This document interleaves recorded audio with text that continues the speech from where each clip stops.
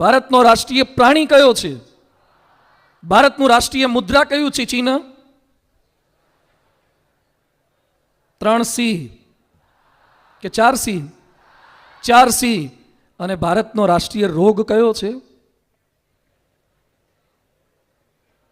Cancer, AIDS, ભ્રષ્ટાચાર, આળસ. આળસ ભારતનો રાષ્ટ્રીય રોગ છે. અને એ આળસને લીધે ઇમ્પરફેક્શન આવે છે. સવારે આપણે જ નક્કી કર્યું હોય કે હવે તો છે ને લગભગ વહેલા ઉઠી જ જવું છે. આપણે જ નક્કી કર્યું હોય ને આપણે જ મોડા ઉઠીએ ને પછી શું બોલીએ? ચાલે હવે ચાલે. નક્કી કર્યું હોય કસરત કરવા, આ શિયાળામાં તો કસરત એવી કરવી છે ને, યોગાસનો એવા કરવા છે, થોડોક સમય થાય ને પછી પાછું આળસ આવે. શું કે ચાલે હવે. કપડા, આપણી વસ્તુ જ્યાં ત્યાં ઠેકાણે મૂકવાની હોય ત્યાં મુકાઈને શું બોલીએ? ચાલે હવે. ચપ્પલ, બૂટ, મોજા, કેટલાકને રોજ પોતાના મોજા શોધવા પડે, પોતાના બૂટ શોધવા પડે. જ્યાં ત્યાં મૂકી દીધા. અહીંયા બેઠેલા કેટલાય સ્કૂટી, એક્ટિવા કે બાઇક વાપરતા હશે, લાયસન્સ નહીં હોય, હેલ્મેટ લગભગ નથી પહેરતા, અને છતાં પણ આપણે શું માનીએ છીએ? ચાલે હવે, વાંધો ના આવે. વાહન ગમે ત્યાં પાર્ક કરી દેવાનું રોડ પર, પછી ભલે ને લોકોને નડે તો પણ શું બોલવાનું? ચાલે હવે. સ્કૂલમાં સાહેબ ગમે તેટલું હોમવર્ક આપે, એસાઇનમેન્ટ આપે, થાય એટલું કરવાનું, પછી શું બોલવાનું? ચાલે હવે. અને એને હિસાબે તમે ડોક્ટર થવાનું નક્કી કર્યું હોય ને તમે થઈ જાઓ કમ્પાઉન્ડર, પછી શું બોલવાનું? બોલો, ચાલે હવે, બોલવું જ પડે ને. તમે નક્કી કર્યું તું આઈઆઈટીમાં જવું છે ને જતા રહો આઈટીઆઈમાં, અને પછી શું બોલવાનું? ચાલે હવે. આઈઆઈટી કે આઈટીઆઈ બધું હરખું જ છે ને. જેણે પહેલેથી ચલાવવાની વૃત્તિ રાખી હશે ને અને પરિણામ નબળું આવશે ત્યારે કોમ્પ્રોમાઇઝ કરવું પડશે. દુનિયામાં જે કંઈ સફળ થયા છે એ લોકો ઇમ્પરફેક્ટ નથી, પરફેક્ટ છે. એનું કામ, એની પ્રોડક્ટ બધું જ પરફેક્ટ. એક નાની બેદરકારી કેવું પરિણામ સર્જે? તારીખ 28/7/1962 મેરિનર 1 નામનું એક અવકાશયાન કેપ કેનાવરલથી શુક્ર ગ્રહ પર છોડવાનું હતું. શુક્ર ઉપર સેટેલાઇટને મોકલવાનું છે. તૈયારી પૂરી થઈ ગઈ, વિજ્ઞાનીને વિશ્વાસ, બધું જ પ્લાનિંગ કર્યું હતું. 13 મિનિટ પછી બુસ્ટર એન્જિન સ્ટાર્ટ થશે અને સ્પીડ પકડશે 25,825 માઇલ પર અવર. સ્પીડ કેટલી હોય આ લોકોની યાનની? 25,000 માઇલ પર અવર. તમે 150ની સ્પીડ પર બાઇક લઈ જોજો, માતાજી આવશે બાઇકને, ડિવાઈડર પર ચડી જશે. આ 25,000 માઇલ પર અવરની સ્પીડે ચાલે. 44 મિનિટ પછી સોલાર સેલ સ્ટાર્ટ થઈ જશે. 80 દિવસ પછી શુક્રનો રસ્તો પકડી લેશે. It was totally plan out. બધું જ પ્લાનિંગ થયેલું હતું કે 80 દિવસ પછી એક્ઝેક્ટ એના ફોટોગ્રાફ પ્રાપ્ત થવા માંડશે. પણ વોટ હેઝ હેપન્ડ? 4 મિનિટ પછી આખું જ યાન એટલાન્ટિક મહાસાગરમાં હેઠું આવ્યું. કેવળ 4 જ મિનિટ પછી પાછું મહાસાગરમાં હેઠું પડ્યું. તપાસ કરતા ખબર પડી બધું જ પરફેક્ટ હતું. ભૂલ શું થઈ? એક જગ્યાએ કમ્પ્યુટર પ્રોગ્રામિંગમાં માઇનસની સાઇન મૂકવાની હતી, માઇનસ, એ ન મુકાઈ. એક સાઇન, આટલો માઇનસનો લીટો ન મુકાયો કમ્પ્યુટરમાં. એને હિસાબે 42,80,000 પાઉન્ડ પાણીમાં ગયા. 42 કરોડનો ખર્ચો માથે પડ્યો. એક સાઇન. ના બોલાય ચાલે હવે. આપણને એમ થાય કે આપણી બેદરકારી, ખરાબ અક્ષર, ચાલે હવે. આપણા પેપર ચેક કરી કરીને સામેવાળાના ચશ્માના નંબર વધી જાય, એ ન ચાલે. ઘણા કે 1 માર્ક ઓછો આવે, ચાલે હવે. 1 માર્ક ઓછો આવશે ને તમે ફ્રી સીટમાંથી પેમેન્ટ સીટમાં મેડિકલમાં કે એન્જિનિયરિંગમાં જવું પડશે. અને એ સમયે તમને ખબર પડશે કે 1 માર્કની કિંમત 5.5 લાખ રૂપિયા થાય છે. પેમેન્ટ સીટની જે ભાવ છે એ અને ફ્રી સીટ કેટલી છે. એટલે આજે નક્કી કરવાનું છે પરફેક્શન. હું જે લખું તે ભૂલ વગરનું જ લખું. હું જે લખું તે સાચું લખું. સ્વામી રામતીર્થ પરીક્ષા આપવા માટે ગયા અને એક્ઝામ પેપરની અંદર 15 પ્રશ્ન હતા અને લખ્યું હતું એટેમ્પ્ટ એની 9. કોઈ પણ 9ના જવાબ લખો, જેમ આપણે લખ્યું હોય ને ઉપર કે કોઈ પણ 3 એટેન્ડ કરો, 4 એટેન્ડ કરો. આમાં લખ્યું હતું કોઈ પણ 9 એટેન્ડ કરો. એને 15 લખી દીધા અને પછી નીચે શું લખ્યું પરીક્ષક માટે? ચેક એની 9. તમે કોઈ પણ ચેક કરી શકો છો. આપણે તો થોડાક લખ્યા હોય ને તો એને પોતાની શંકા હોય. તમારા લખેલા પર સાહેબ શંકા કરે તો હજી સમજાય, પણ તમારા લખાણ પર તમને જ વિશ્વાસ ના હોય તો તમે શું લખ્યું છે?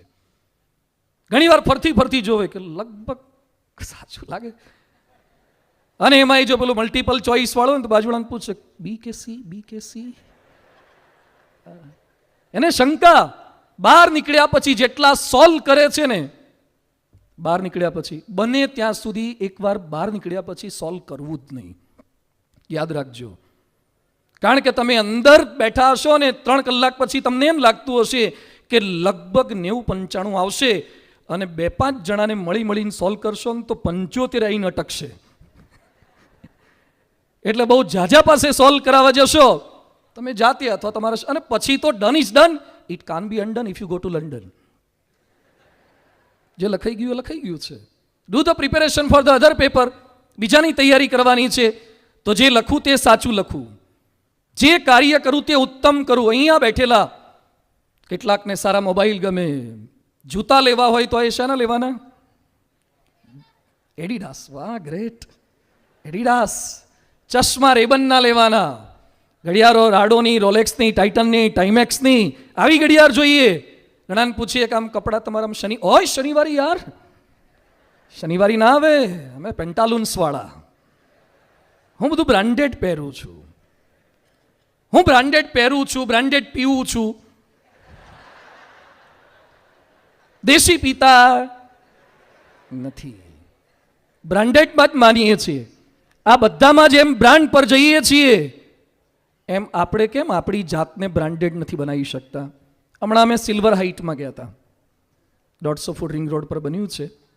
શેઠ બિલ્ડરે બોલાવ્યા હતા પધરામણી કરવા માટે. એક ભાઈ મળ્યા, એને ફ્લેટ અહીંયા બુક કરાયો. પહેલાં એનો કિંગ્સ હાઇટમાં હતો. કિંગ્સ હાઇટ પણ સારા જ છે, પણ 5.5 કરોડના છે. એટલે મેં કીધું તમે કિંગ્સ હાઇટમાં તો હતા, હવે સિલ્વર હાઇટમાં કેમ આવ્યા? મને કે મારો નિયમ છે, શહેરમાં ટોપ આપણે જ રહેવા જોઈએ, આપણાથી ઉપર કોઈ ના હોવું જોઈએ, ટોપર. જેમ દરેકના મનની અંદર આ ભાવના છે એમ વિદ્યાર્થી તરીકે નક્કી કરો ને કે મારું પેપર પરફેક્ટ જ હોય, મારું લખાણ પરફેક્ટ જ હોય. વોલ્ટ ડિઝનીનું નામ સાંભળ્યું છે? ડિઝની વર્લ્ડ, મિકી માઉસનો શોધક. બહુ ડિપ્રેશન, ફ્રસ્ટ્રેશન એને આવ્યું હતું, છતાંય માણસ આગળ વધ્યો. અમે 7 દિવસ ડિઝની વર્લ્ડમાં રહ્યા છીએ. આપણું મંદિર છે ઓર્લાન્ડોની અંદર, માયામી. ત્યાં ડિઝની વર્લ્ડની અંદર એ જેણે રચના કરી છે એની એક બહુ સુંદર વાત છે. ઉત્તમ કાર્ય માણસો કેમ કરી શકે છે? એક ફિલ્મ બનાવતા હતા, ફિલ્મનું નામ હતું સ્નો વ્હાઇટ. કાર્ટૂન ફિલ્મ હતું. એમાં ઠીંગણા માણસો બધા જ. સ્નો વ્હાઇટ નામની એક સ્ત્રી હતી, એના માટે સૂપ બનાવતા હતા. એમાં રસોડામાં ધમાલ થઈ ગઈ. એક દ્રશ્ય લેવાનું હતું, દ્રશ્યની સાઇઝ હતી 4.5 મિનિટ. ખાલી 4.5 મિનિટનો સીન હતો એક રસોડાનો. એના માટે વોલ્ટ ડિઝનીએ 240 દિવસ મહેનત કરી હતી.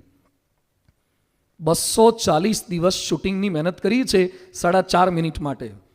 અને પછી ફિલ્મ રિલીઝ કરતા પહેલા પોતે ડાયરેક્ટર તરીકે જોવા બેઠા. એને એમ લાગ્યું કે આ દ્રશ્ય ફિલ્મનો પ્રવાહ તોડી નાખે છે, એટલે દ્રશ્ય ડિલીટ કરી નાખ્યું. જે દ્રશ્ય માટે 240 દિવસ મહેનત કરી હોય એને ડિલીટ કરતા વાર ન લાગે, કારણ કે મારું કામ ઉત્તમ કામ જ હોય. એમ આપણે જે કંઈ લખીએ એને સારું કેમ ન કરી શકીએ? આજે ડિઝનીના ત્યાં 20,000 માણસો ડિઝની વર્લ્ડની અંદર કામ કરે છે. 20,000નો તો સ્ટાફ છે. રોજના લાખ માણસો એમ્યુઝમેન્ટ પાર્કની અંદર આવે છે.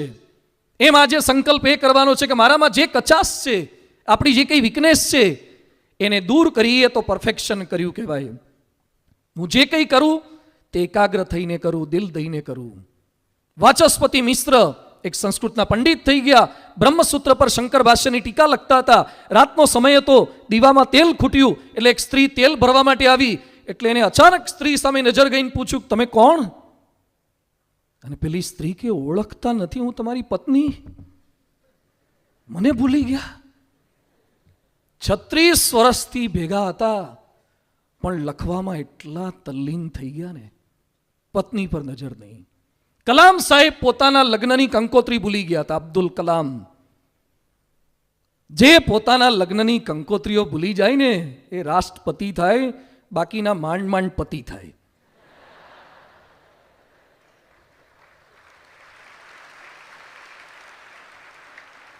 એના મનની અંદર હિંમત કેવી છે, એકાગ્રતા કેવી છે.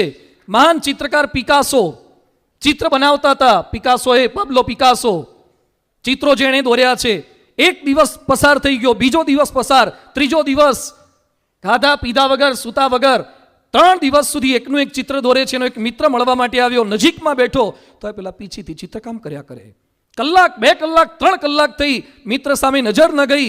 એટલે પેલાએ કીધું, દોસ્ત તું ક્યારનો બેઠો? ઓહો, કે સોરી, તું આવી ગયો છે. પછી કે માફ કરજે. એનો મિત્ર કહે છે, તારી નજર બીજે કેમ જતી નથી? એ કે મને મારા કામમાં જ એટલો રસ પડે છે કે બીજા કોણ શું કરે છે એમાં હું ચિંતા જ નથી કરતો. આ માણસો કામ કરી શકે. અને ઘણા તો 10માં 12માં હોય તો મિત્રને પૂછે, કયું નવું આવ્યું? તારે શું ચાલે છે અત્યારે? તમે સરસ તૈયારી સાથે વાંચવા બેઠા હોય અને કોઈક મિત્ર આપણને મળવા માટે આવે છે કે બેસ યાર બેસ, પરીક્ષા તો છે જ પછી. 12માની પરીક્ષા સુધી મિત્રતાને વેઇટેજ બહુ ના આપતા. મિત્રો કેન્સલ કરવાની વાત હું નથી કરતો, પણ મિત્રતાના દાવે જે સમય બગડે છે એને જતો કરજો તો ચિત્ર કંઈક જુદા બની જશે. માણસ પોતાની જાતને પરફેક્ટ માને છે, પણ આપણે ઇમ્પરફેક્ટ છીએ. ઘણો સુધારો કરવાનો છે. આપણને આપણી ભૂલ દેખાવી જોઈએ. અહીંયા બેઠેલા બધા નાના છો આપ બધા, છતાં પણ કેટલાક શું માને છે કે સાહેબ કરતા લગભગ અમારા બુદ્ધિ વધારે છે. લગભગ ઘણા બધા વિદ્યાર્થીઓમાં કેટલાય વિદ્યાર્થી એમ જ માને કે સરને શું ખબર પડે? હવે એ કોઈ દિવસ દિવાલની બહાર નીકળે તો ખબર પડે ને. સ્કૂલમાં એમને ખબર શું પડે?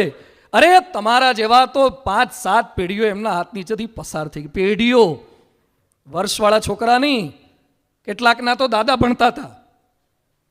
એવી સ્કૂલો રાજકોટની અંદર છે. છતાં પણ એ લોકોનું જ્ઞાન આપણા કરતા અધિક છે એમ સ્વીકારવા આપણે તૈયાર નથી. તો યાદ રાખજો, શાંત ચિત્તે બેસીને ઊંડા ઉતારી અને વિચાર કરજો કે મારી ભૂલ શું થાય છે. મારી લખવામાં ભૂલ છે, કયા ચેપ્ટર મને કઠિન લાગે છે. લખવાનું સાચું હશે પણ જો પ્રેઝન્ટેશન સારું નહીં હોય ને તો પણ માર્ક્સ નહીં આવે. તમે કેક લેવા જાઓ દુકાનમાં, પ્રેમવતીમાં કે કોઈ પણ સ્ટોરમાં, તો કઈ કેક લેવી તમને ગમે? જેના ઉપર શું હોય? ડિઝાઇન સારી હોય ને એ ડિઝાઇન, આઈસિંગ સારું હોય ને ઉપરની ડિઝાઇન, બેઝ તો બધી કેકના લગભગ સરખા જ હોય છે.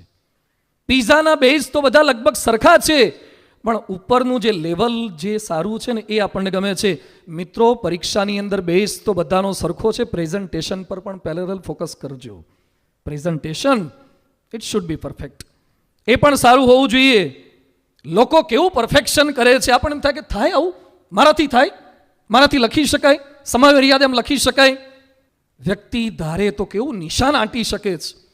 વ્યક્તિ ધારે તો એક કાર્ડથી કેવા ટાર્ગેટ પાર પાડી શકે છે. વ્યક્તિ જો નક્કી કરે ગેમની અંદર કે પરીક્ષાની અંદર ચોક્કસ પરફેક્શન લાવી શકે. આ લોકો આટલું કરી શકે ને આપણે કેરમમાં કુકડી હોદવી પડે. જાય નહીં એટલે ઘણા હાથેથી મૂકી દે. પણ જો નક્કી કરીએ તો ચોક્કસ આ કાર્ય સિદ્ધ થાય છે.